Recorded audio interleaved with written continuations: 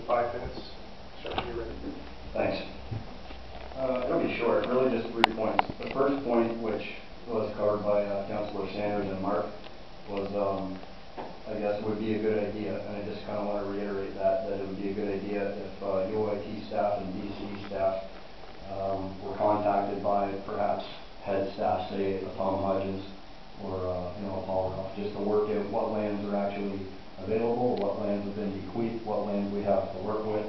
And I think that makes common sense as a starting point. So I know that was covered earlier, but I think just to be clear, that would be great. And I know Paul and Tom, if I'm not mistaken, have both worked on this in recent days and their usual diligence. I think I'd like to thank them for that. It is a sensitive issue. I want to agree with Rose and Joan.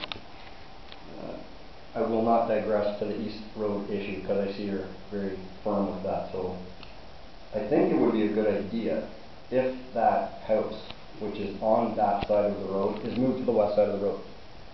So now we're on the west side of the road. I'm glad she mentioned Laurie McCullough, because I was going to call on myself and talk about floating that subject property house onto the west side of the road. I understand what you're doing, and I'm going to give you a little bit of latitude. That's all I needed. That meeting is for Monday. So if you would talk to the property on the west side of the road, you will go a lot quicker. Once that west side of the road property has that house moved to it, it would be appropriate, maybe, right, to repurpose the house on the lands for an appropriate use.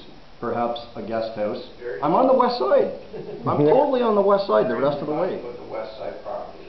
I am on there. I'm on there now. In my mind, I'm on the west side of the road. In my mind, you're someplace else, but that is not news to anybody in this room. I'm asking you to stay and talk to the property on the west side of the road. Yeah.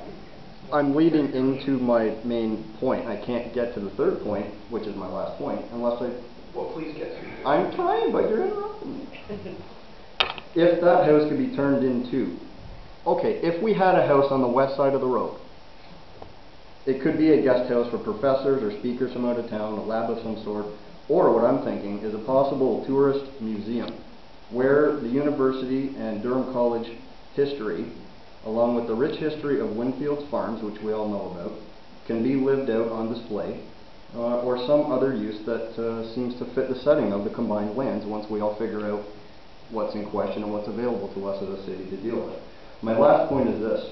It's something that other people have brought to the table in months past, a Rosemary McConkey, a Tim Bird, that kind of thing. I think it would be a good idea if we imagined building a gateway to the city or from the city right up in that area, maybe not far off from where the stone gates are now, on the west side of the road.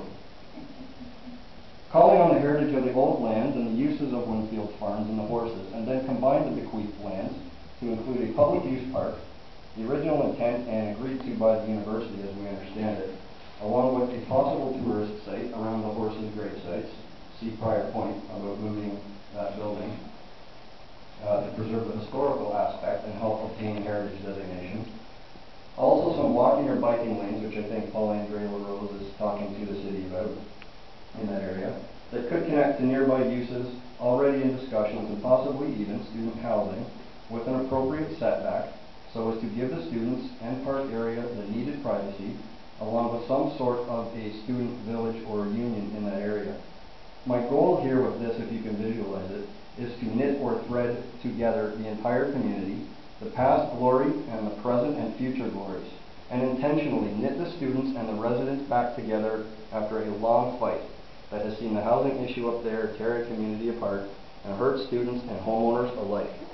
We need to find sustainable, responsible solutions to the problems we have created and learn to coexist as one in some measure of harmony and responsibility. That's it.